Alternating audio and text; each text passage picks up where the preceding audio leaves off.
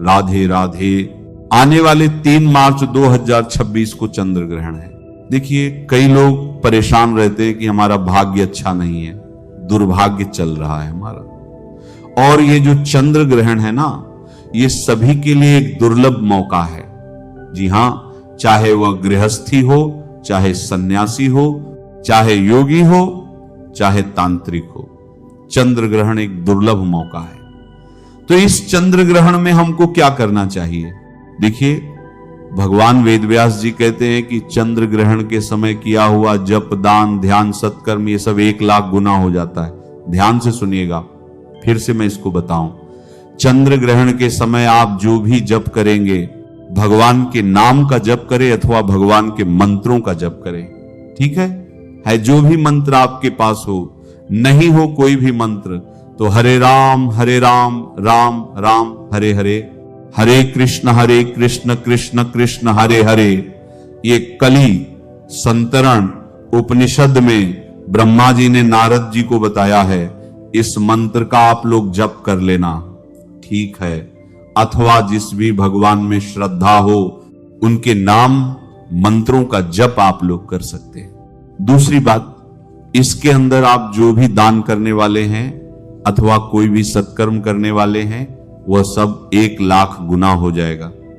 और यदि गंगा जल आपने पास में रखा हो, चाहे कटोरी में रखा हो, चाहे किसी भी बर्तन में रखा हो, और वहां बैठकर आप यदि जप करते हैं, तो उसका फल 1 करोड़ गुना हो जाता है, ठीक है। ये चंद्र ग्रहण की बात मैं आपको बता रहा हूं। तो जब भी आप जप या ध्यान करने बैठे, नाम मंत्र जप करने बैठे, तो सामने गंगा जल जरूर रख लेना। यहां पर ग्रहण में दान देना चाहिए, जो अभी आप लोगों ने सुना। तो ग्रहण में क्या हम लोग दान कर सकते हैं? उठकर तो हम लोग जाएंगे नहीं बाहर कि तुरंत हम लोग दान कर दें। ग्रहण काल है, ग्रहण काल में बाहर नहीं जाना चाहिए। तो ग्रहण के समय ही, जब ग्रहण चालू हो, उसी समय आप गायों के घास के लिए अलग से धन निकाल के रख देना, ठीक है। मान लीजिए, एक उदाहरण के तौर पर मैं आपको बताता हूं कि मुझे गाय के लिए चारा खिलाना है, चारे की कीमत है 20, तो मैंने 20 निकालकर गौ माता के चारे के नाम से रख दिया, तो वो आपका दान उसी समय मान्य हो जाएगा।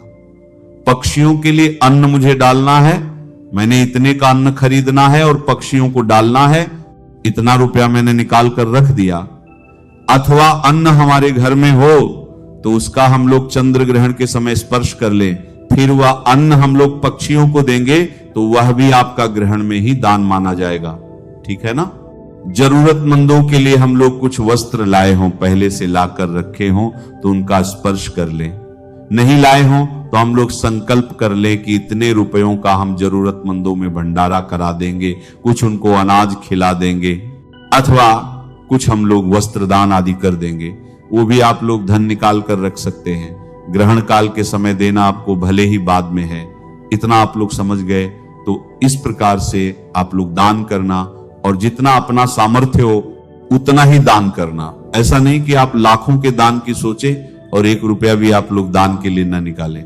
जरूर आप लोग दान करना, यही धन आपके काम आने वाला है।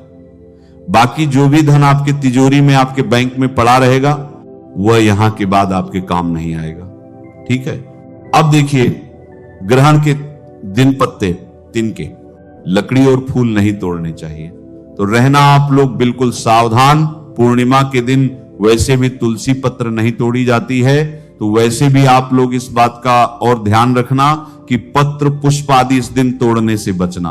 कई लोग कहते हैं कि यदि हम लोग पत्र पुष्प नहीं तोड़ेंगे तो ठाकुर जी की पूजा कैसे होगी। ठाकुर जी की पूजा के लिए आप मार्केट से जो माली के पास पहले का तोड़ा हुआ पत्र पुष्प आदि होता है, उसको लाकर उसका उपयोग कर सकते हैं। अथवा एक दिन बिना पत्र पुष्प के भी आप लोग भगवान का पूजन कर सकते हैं, भगवान नाराज नहीं होते। भावो ही विद्यते देवो, भाव को ही भगवान ग्रहण करते हैं। भाव का भूखा हूं मैं, ठीक है ना। तो प्रेम चाहिए, अलग से चीजें, वस्तु की आवश्यकता नहीं है। यह सावधानी के लिए मैंने आपको बता दिया। बाल तथा वस्त्र इस दिन नहीं निचोड़ने चाहिए। तो कहने का अभिप्राय यह है कि इस दिन बाल नहीं धोना, माताएं बहनें, क्योंकि उसको निचोड़ना इस दिन मना होता है। वस्त्र धोना नहीं, निचोड़ना नहीं इस दिन। ग्रहण के समय सोना नहीं चाहिए, ठीक है। मल मूत्र का त्याग नहीं करना चाहिए जब ग्रहण लग गया हो, है ना। जो मुख्य समय हो ग्रहण लगने का, मैथुन नहीं करना चाहिए और भोजन नहीं करना चाहिए, इससे खूब हानि बताई गई है।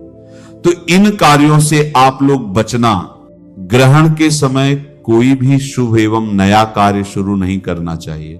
कई लोग सोच रहे हैं कि हम लोग पूर्णिमा के दिन वाहन लेकर आएंगे, कई लोग सोच रहे हैं कि हम लोग पूर्णिमा के दिन से नया कार्य शुरू करेंगे। ग्रहण तो शाम को लगेगा, लेकिन सूतक का प्रभाव पहले से रहेगा। तो 3 तारीख को विशेष करके कोई भी नया कार्य शुरू नहीं करना, ठीक। इतना आप लोग समझ गए। ग्रहण के समय सोने से व्यक्ति रोगी होता है। जो लोग लघुशंका जाते हैं उससे व्यक्ति दरिद्र होता है। मल त्याग करने से व्यक्ति कीड़ा होता है। स्त्री प्रसंग करने से व्यक्ति सुअर होता है और उबटन लगाकर स्नान करने से व्यक्ति कोढ़ी होता है। तो 3 तारीख को आप लोग उबटन से स्नान नहीं करना। गर्भवती महिला को ग्रहण के समय विशेष सावधान रहना चाहिए। ग्रहण के अवसर पर दूसरे का अन्न खाने से 12 वर्षों का एकत्र किया हुआ सब पुण्य तत्काल ही नष्ट हो जाता है।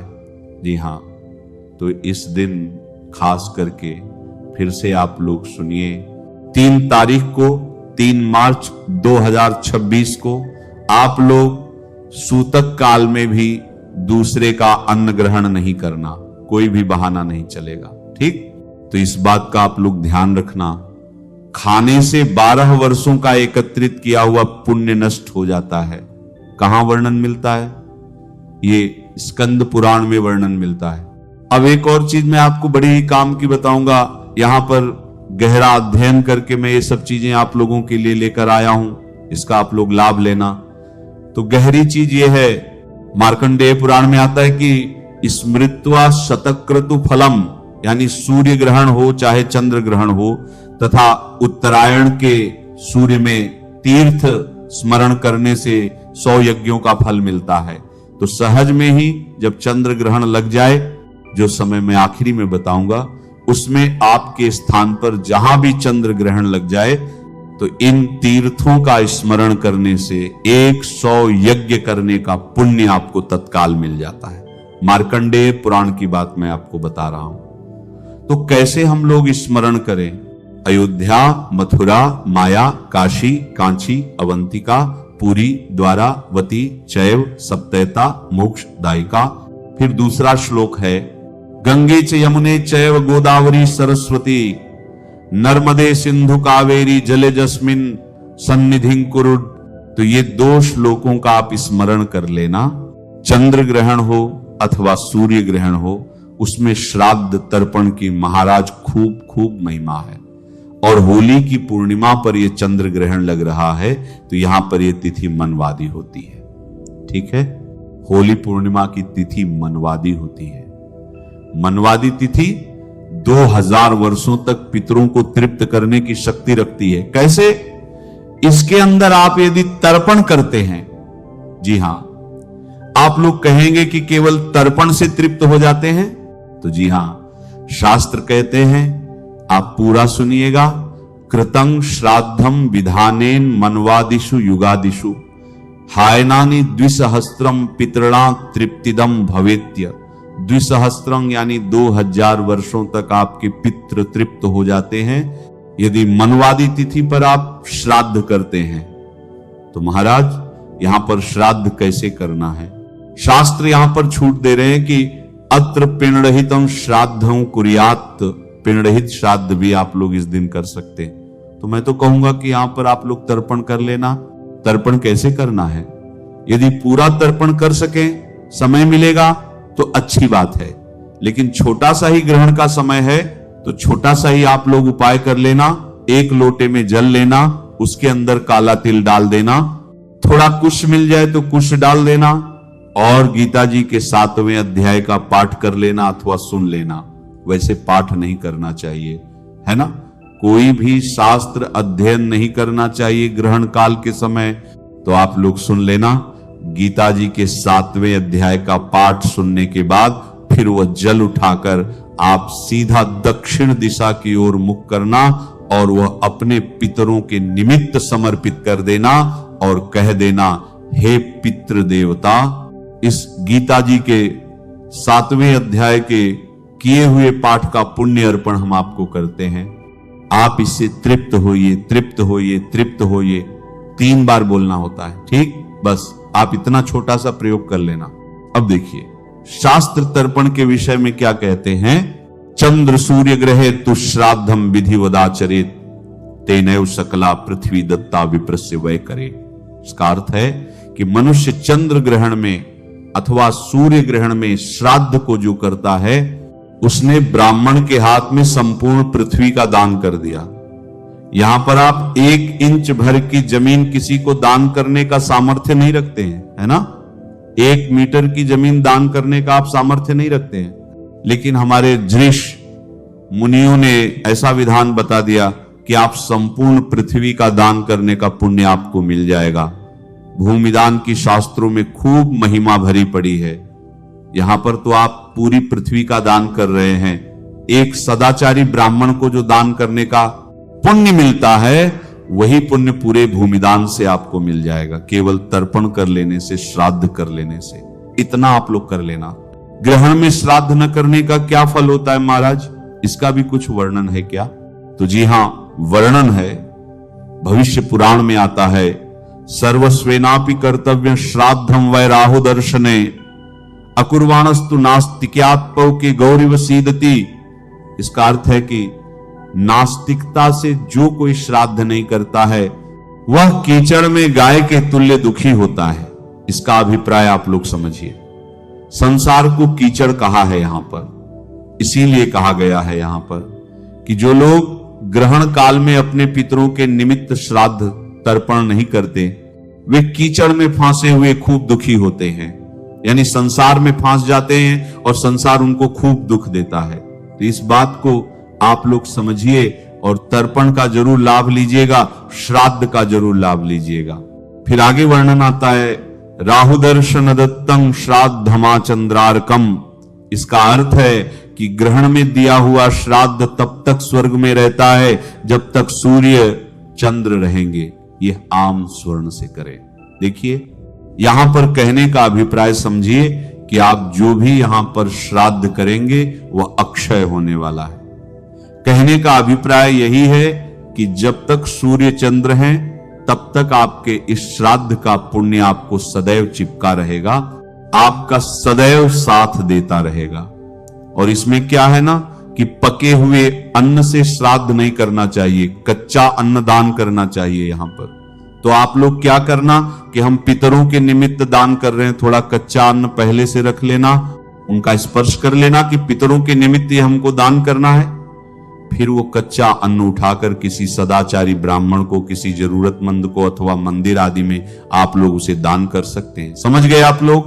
अब हम लोग आगे बढ़ते हैं। आप लोग शायद पूछ सकते हैं कि महाराज आप तो हमेशा कहते हैं कि दोपहर तक ही श्राद्ध करना चाहिए, श्राद्ध का कर्म करना चाहिए, तो क्या हम लोग अभी रात्रि में जो ग्रहण लगेगा उसमें श्राद्ध कर सकते हैं? तो जी हां, बिल्कुल।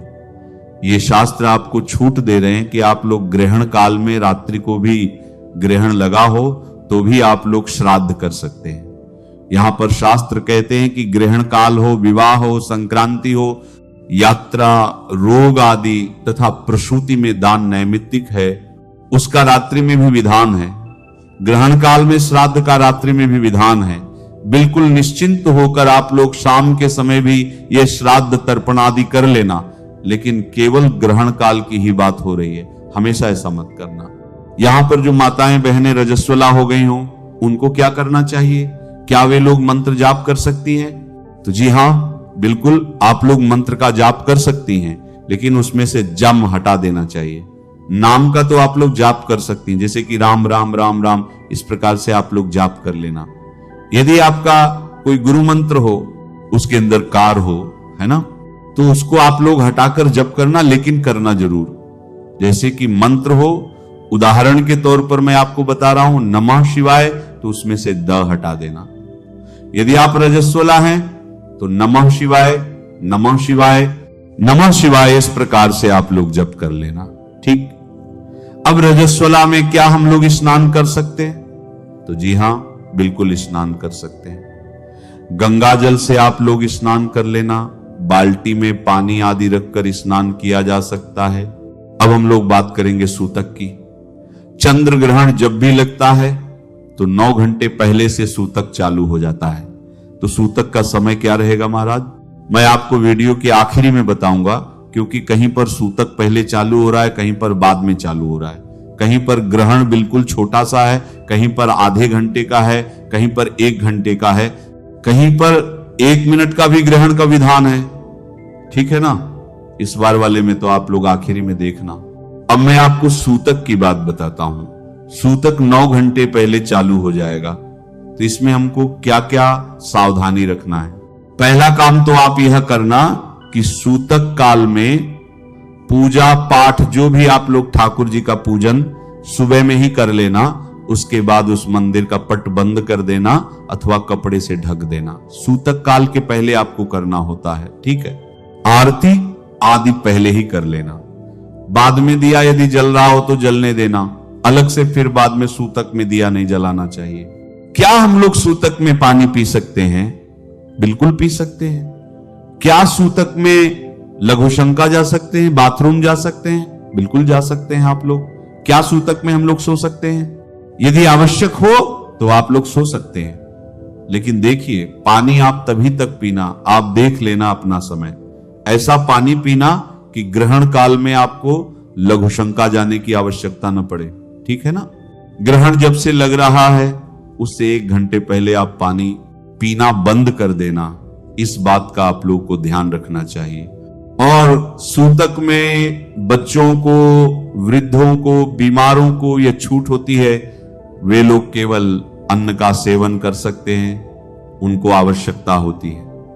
तो कई माताएं बहनें पूछती हैं कि हमारे बच्चे अभी हमारे पालने में ही हैं, बिल्कुल छोटे हैं, तो क्या हम उनको दूध पिला सकते हैं? जी हां, बिल्कुल आप उनको दूध पिला सकते हैं। आवश्यकता अनुसार उनको आहार दे सकते हैं, क्योंकि वह अभी अबोध हैं, उनके ऊपर कोई दोष नहीं लगेगा। लेकिन उन बच्चों को आपको बाहर रोशनी में नहीं ले जाना चाहिए। जो भी ग्रहण लगा हो, चांदनी में आप मत ले जाना बाहर। सूतक काल में हो तो आप लोग अंदर घर में ही रहना, और ग्रहण काल में तो आपको रहना ही है छोटे बच्चों को संभालने के लिए। सूतक से पहले सभी अन्न में आप कुश डाल देना। कुश तो सब जगह मिलेगा नहीं, तो आप काला तिल ले आना मार्केट से, और सभी अन्न में जो भी खाने पीने की वस्तुएं हो उसके अंदर डाल देना। पीने वाला जो जल हो उसके अंदर भी डाल देना चाहिए। यदि आपके घर के ऊपर पानी की टंकी लगी हो तो उसके अंदर भी डाल देना चाहिए। यदि आप उसके अंदर नहीं डालते हैं तो पानी दूषित माना जाता है। फिर आपको पूरा पानी खाली करके नया पानी भरकर उससे स्नान करना पड़ता है। ठीक है? तो इस बात का आप लोग ध्यान रखना।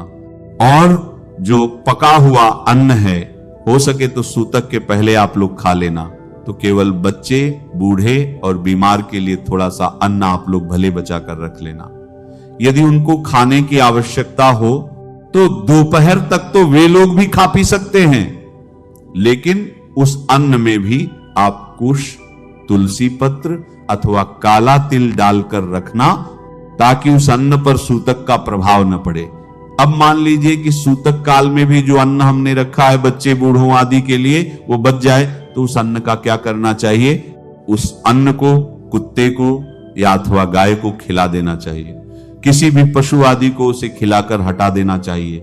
और एक मुख्य बात आप लोग जरूर ध्यान रखना, जब भी ग्रहण लगे उससे पहले आपको स्नान कर लेना चाहिए, और ग्रहण खत्म होने के बाद भी आपको स्नान कर लेना चाहिए। ये मैं आपको हर ग्रहण के समय बताता हूं।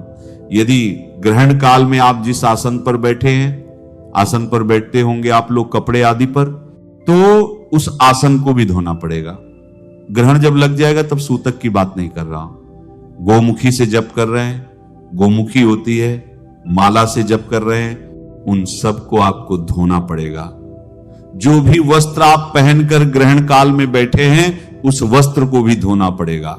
यहां तक बताया गया है कि ग्रहण काल में पहना हुआ वस्त्र, जैसे हम लोग शमशान में जाते हैं फिर वापस आते हैं तो उस वस्त्र सहित हम लोग स्नान करते हैं ना, ऐसे ही एक ग्रहण काल का भी माना गया है। वस्त्र सहित आप स्नान करना अथवा स्नान के समय अपना वस्त्र भी धो लेना। ठीक, ऐसा नहीं कि बाद में धोएंगे, रख देना नहीं, पानी से कम निकाल कर रख लेना चाहिए। तो इस बात का आप लोग ध्यान रखना। मैं आपको बता रहा था कि ग्रहण से पहले आपको स्नान कर लेना चाहिए, और ये तो सभी लोग कर ही पाएंगे क्योंकि शाम को ग्रहण लग रहा है, उसके पहले स्नान कर लेना। क्योंकि शास्त्र कहते हैं कि यस्तु न कुर्वीत स्नानं ग्रहण सूत के, ससूत की भवति यावत स्याद अपर ग्रह इदंच स्नान मंत्र कम कार्यमिति। इसका अर्थ ध्यान से सुनिए। भार्गव अर्चना दीपिका में चतुर्विंशति का मत है कि जो मनुष्य ग्रहण के सूतक तथा मुक्ति में, सूतक समझ गए ना, सूतक जो पहले लग रहा है उसके अंदर यानी ग्रहण से थोड़ा देर पहले, अथवा मुक्ति में, मुक्ति यानी जब ग्रहण खत्म होता है तब, इन दो समय में जो लोग स्नान नहीं करते हैं वो तब तक सूतकी होता है जब तक दूसरा ग्रहण नहीं आ जाता। यानी आप तब तक अशुद्ध माने जाएंगे मांगलिक कार्य, धार्मिक कार्य करने के लिए, जब तक दूसरा ग्रहण नहीं आ जाता। यदि आप स्नान नहीं करते हैं तो बात हो रही है यहां पर, है ना। अब मान लीजिए दूसरा ग्रहण 2 साल बाद आए, तब तक आप सूतकी ही माने जाएंगे। कोई भी देवी देवता आपका वह किया हुआ कार्य स्वीकार नहीं करेंगे कर्मकांड आदि में। ठीक है, तो ये शास्त्र का मत मैंने आपको बता दिया। ग्रहण से पहले स्नान कर लेना, ग्रहण के बाद आप स्नान कर लेना वस्त्र सहित। स्त्रियां इस दिन बिना बाल धोए स्नान करें, है ना। आप लोग पूछेंगे कि क्या हम लोग बाल धो सकते हैं? नहीं, बाल नहीं धो सकते। तो ये सब चीजें थी ग्रहण से संबंधित। शायद इस एक वीडियो में मैंने सब कुछ बता दिया है। एक बात और थोड़ी रह गई, सूतक काल में बाहर कपड़े मत सूखने के लिए डालना, उतार लेना जितनी जल्दी हो सके, बाद में आप लोग डाल लेना अगले दिन सूखने के लिए। नमः शिवाय।